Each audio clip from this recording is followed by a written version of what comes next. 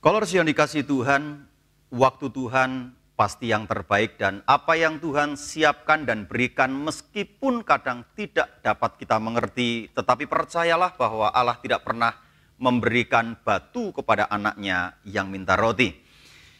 Baik, malam hari ini saya tidak didampingi oleh Bapak Gembala, tapi saya mau menyampaikan ada beberapa hal yang perlu kita perhatikan dalam masa-masa yang hari-hari ini sulit. Seperti kita ketahui bahwa pandemi COVID-19 sudah begitu merusak banyak hal. Hal yang menurut saya agak aneh ketika sebuah virus yang dengan sabun saja dia mati. Saudara kalau kemana-mana cuci tangan dengan sabun dan virus itu dipastikan mati. Tetapi lihat, virus yang kelihatannya sepele itu ternyata mengguncangkan begitu banyak hal. Bahkan dunia ini diguncangkan karena virus itu.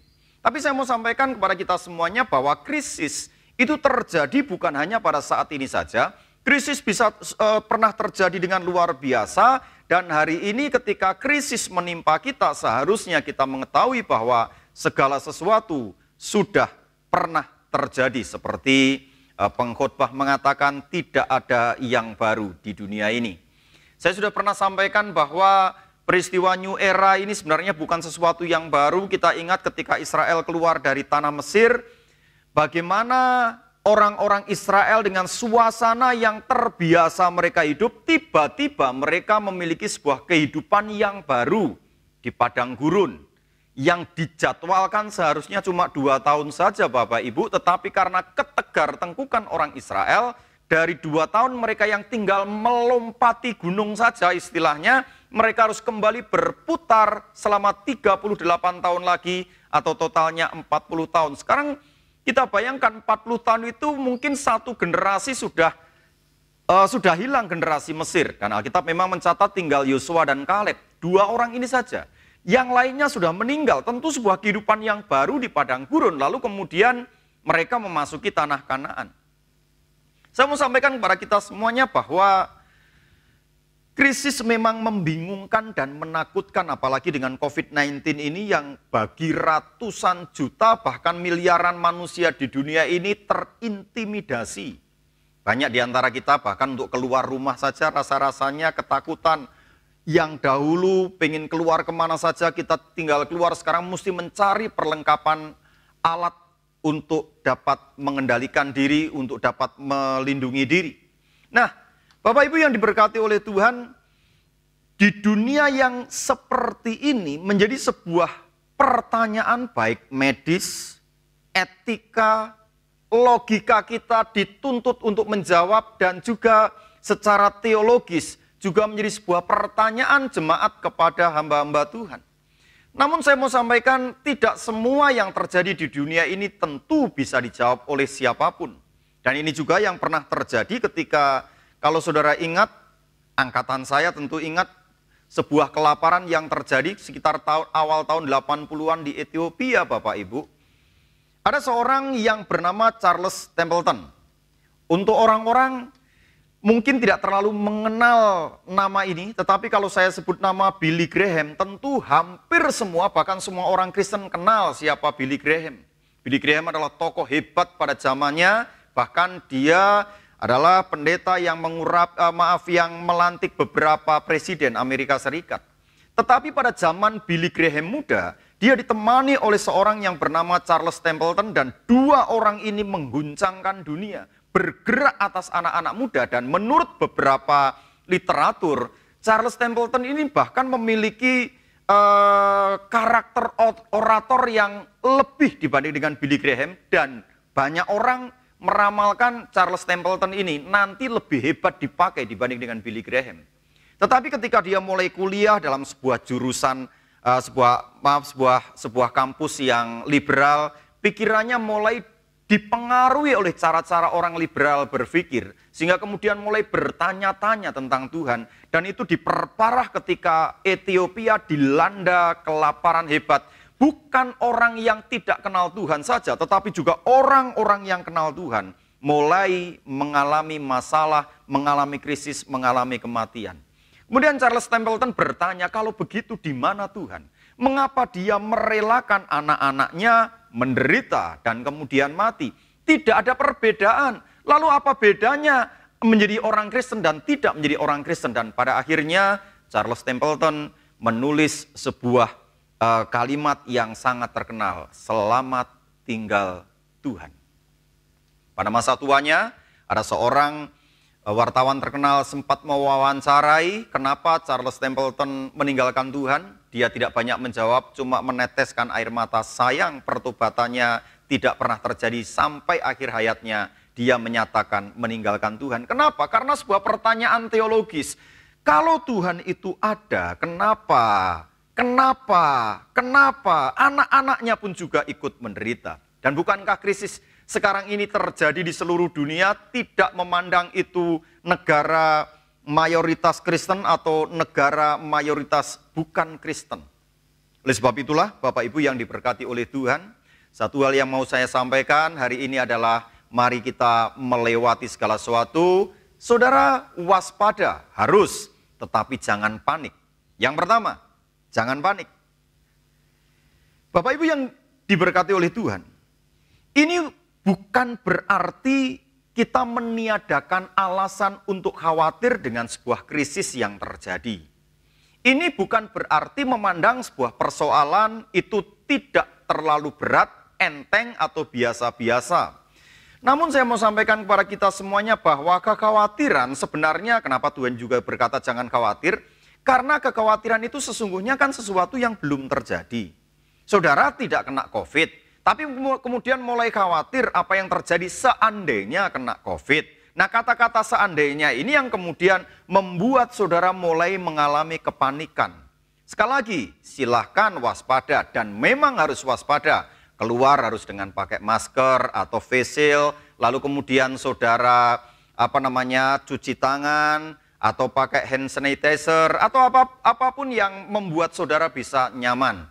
Tetapi saya mau sampaikan ketika saudara mulai khawatir, maka saudara mulai enggan untuk keluar, tidak berani keluar yang mengakibatkan justru ada yang lebih berbahaya dibanding dengan COVID-19, yakni imun yang mulai melemah. Saudara mungkin tidak kena COVID, tapi bisa saja karena imun lemah, saudara akan mengalami penyakit-penyakit yang lain. Jadi hari ini saya mau sampaikan, yang pertama jangan panik. 2 Timotius pasal yang pertama ayat yang ke-7 Alkitab mencatat seperti ini, sebab Allah memberikan kepada kita bukan roh ketakutan, melainkan roh yang membangkitkan kekuatan, kasih, dan ketertiban. Berkali-kali Yesus berkata jangan takut, jangan takut, jangan takut. Itu bukan berarti kita kebal dengan krisis yang terjadi. Dalam hal ini contohnya adalah COVID-19. Sekali lagi bukan berarti kita kebal dengan apa yang terjadi. Tetapi ketika kita memiliki sebuah iman maka kita tidak akan panik. Orang yang panik maka cara mengambil keputusan dengan cara yang panik. Orang yang panik ketika melangkah dengan cara orang yang panik. Akibatnya sering terjadi orang mengalami kesalahan mengambil keputusan.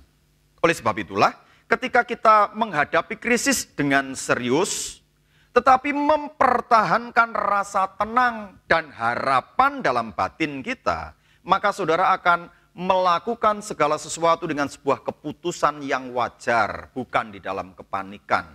Sekali lagi, harapan penting, karena ketika saudara kehilangan harapan, maka jangan heran kekhawatiran akan terus-menerus menguasai saudara dan akibatnya dari kekhawatiran itu, sekali lagi saudara sebenarnya menghadapi situasi yang seharusnya bisa saudara tangani menjadi sulit karena khawatir.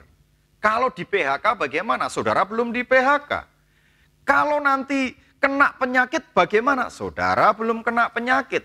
Kalau nanti tetangga kena bagaimana? Tetanggamu masih nyaman-nyaman saja. Dan ini yang terjadi. Sekali lagi saya mau sampaikan, yuk jangan panik. Sehingga saudara akan menghadapi kekhawatiran. Dan ketika kita tidak panik, Allah memberikan kepada kita keberanian, kekuatan, penghiburan, inspirasi, ketenangan, sehingga saudara dapat mengerti arti jangan takut. Yang kedua, ketika sebuah krisis terjadi dalam hidup saudara, Saudara bukan saja tidak panik, tapi jangan mencari kambing hitam. Ketika COVID-19 ini baru merebak di Amerika, ada seorang lelaki yang tua, rasnya Tionghoa, kemudian naik ke sebuah mobil umum. Lalu orang-orang di sekelilingnya mengalami kekhawatiran dan kemudian mencoba mengusir si lelaki Tionghoa ini untuk segera keluar dari mobil umum itu. Kenapa? Karena mereka dengar bahwa asal dari penyakit ini kan awalnya dari Wuhan, saudara. Dan akibatnya lelaki ini yang tidak tahu menau, dan saya tidak tahu apakah dia tinggal di Amerika atau tidak. Kemudian dia mulai dikambing hitamkan karena orang mengalami kepanikan. Sebuah krisis terjadi, kemudian kita mulai mencari kambing hitam. Oh, karena enggak punya duit sih, makanya kondisi begini. Oh, karena di PHK sih, maka kondisi begini. Padahal ternyata banyak orang yang sama kena PHK, kondisinya baik-baik saja. Saudara bisa menyalahkan gajimu yang sedikit, ternyata ada orang yang gajinya sama, dia bisa mengalami kesuksesan. Karena saudara terlahir dari keluarga yang tidak mampu, ternyata banyak dari keluarga tidak mampu sekalipun mereka menjadi orang sukses.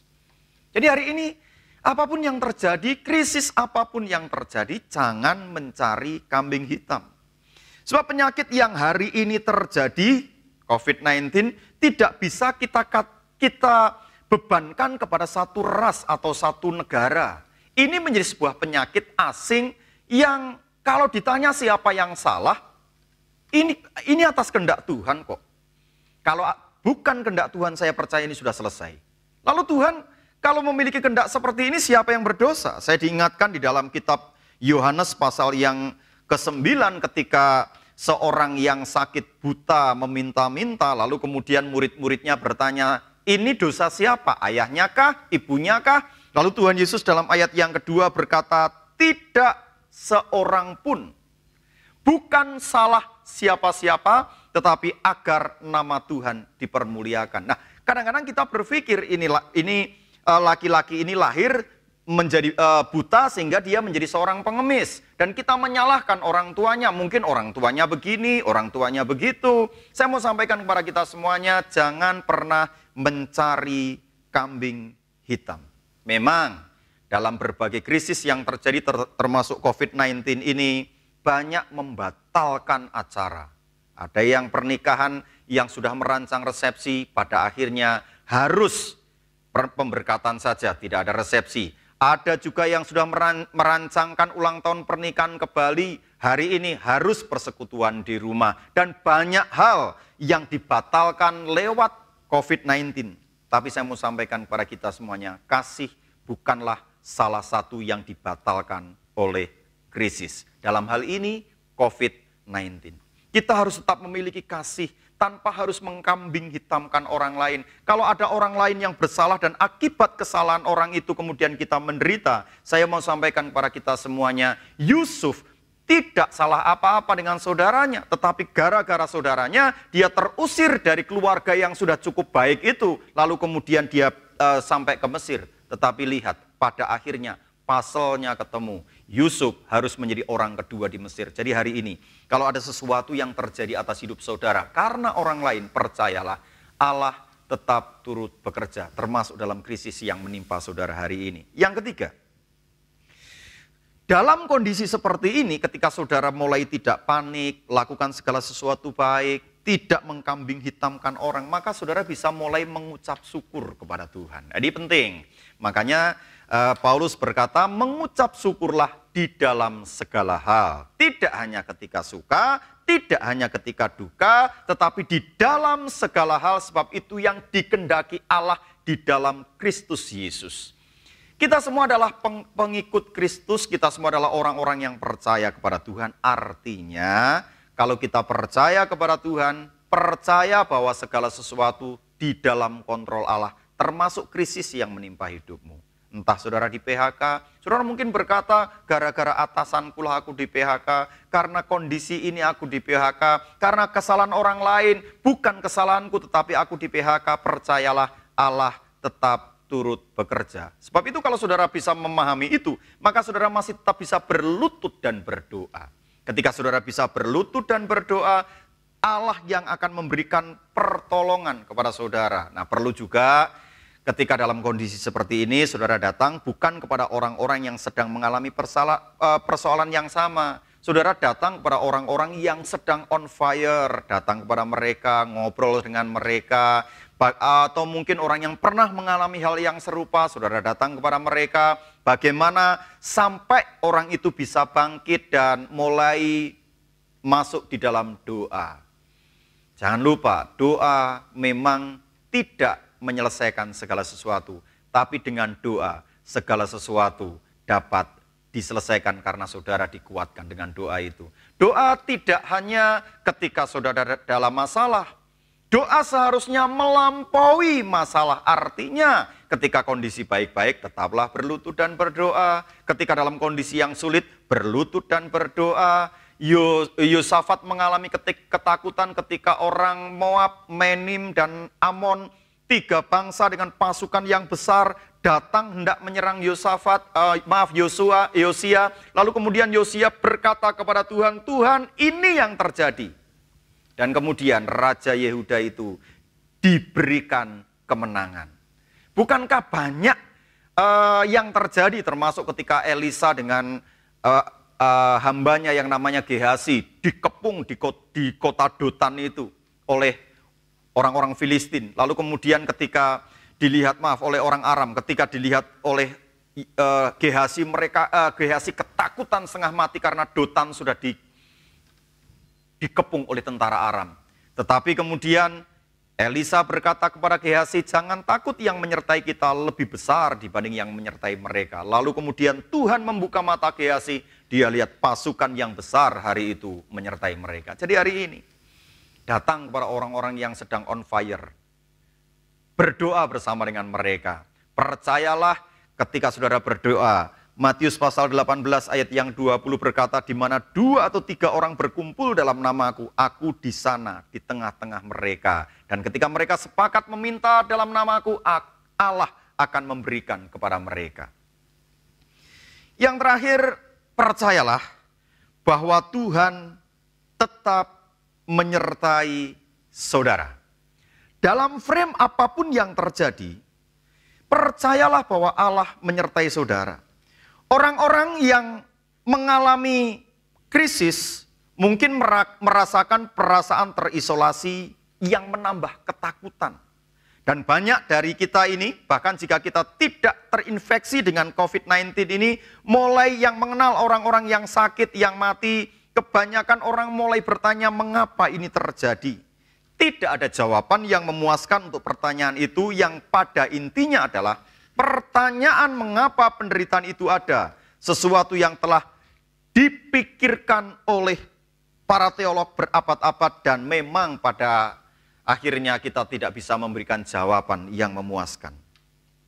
Oleh sebab itulah Bapak Ibu yang diberkati oleh Tuhan, pada saat yang sama Yesus dalam rentang 30 atau 40 tahun hidup di dunia, dan pada waktu itu saya mau sampaikan tidak ada vaksin terhadap sebuah penyakit.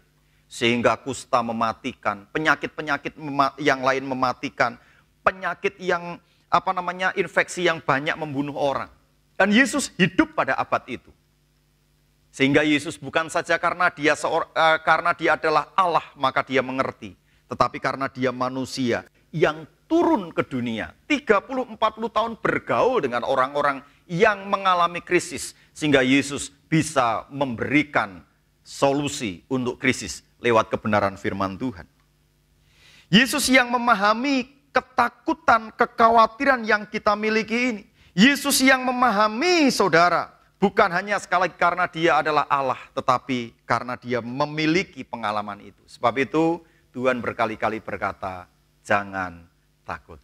Hari ini saya juga mau sampaikan kepada kita semuanya, jangan takut. Jadi jangan panik, jangan mencari kambing hitam, tetaplah berdoa dan percayalah dimanapun Anda berada, di situ Allah hadir menyertai saudara. Esok hari saudara bangun pagi, di situ Allah ada dan Allah menyertai saudara. Tundukkan kepala. Mengucap syukur untuk malam hari ini karena anugerah Allah yang hebat atas kami dan penyertaan-Mu yang sempurna tidak pernah meninggalkan kami. Sebab itu Bapa, dalam nama Tuhan Yesus Kristus, hamba berdoa untuk seluruh umat-Mu yang hari ini menghadapi krisis, apapun bentuk krisis itu. Apakah karena di PHK, krisis ekonomi yang terjadi, mereka mengalami sakit yang berkepanjangan, mereka ketakutan dengan COVID-19, atau apapun krisis yang sedang mereka hadapi. Hamba berdoa dalam nama Tuhan Yesus Kristus, beri pertolongan kepada mereka agar mereka memiliki iman yang benar, iman yang bertumbuh bahwa Engkau Allah tidak pernah meninggalkan mereka. Dalam nama Yesus, kami berdoa dan mengucap syukur.